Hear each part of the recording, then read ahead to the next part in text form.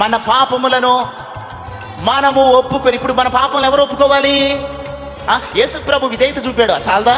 యేసు ప్రభు రక్తం కాచాడు, అది చాలదా? యేసు ప్రభు రక్తాన్ని మన కొరకు చిందించాడు, అది చాలదా? అంటే చాలదు.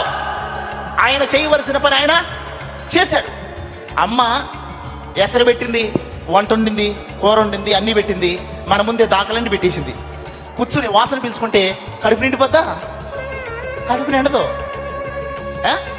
కొంతమంది వాసన పీల్చుకున్న తర్వాత అమ్మ కడుపు నిండిపోయిందిలే, సరిగ్గా తిండు. నేను అంటాను, అది ఒరిజినల్ కాదు, వాసనతో నిండింది తప్ప అది నీ తృప్తి అంతే.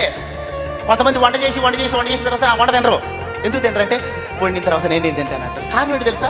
నిజంగా కడుపు నిండిందా? చెప్తున్నాను, ఒరిజినల్గా కడుపు నిండలేదు, కానీ ఆ వాసనతోనే కడుపు నిండిపోయినట్టు ఉంది. కొంతమంది భక్తులు ఎలా ఉంటారంటే, దేవుని సన్నిధిలో దేవుడు చేసే అద్భుతాలు చూసి, వారి జీవితాల్లో అద్భుతాలు, వీరి జీవితాల్లో అద్భుతాలు చూసి, అన్ని చూసి, అమ్మో దేవుడు అద్భుతం చేసేసాడని వీరు తృప్తి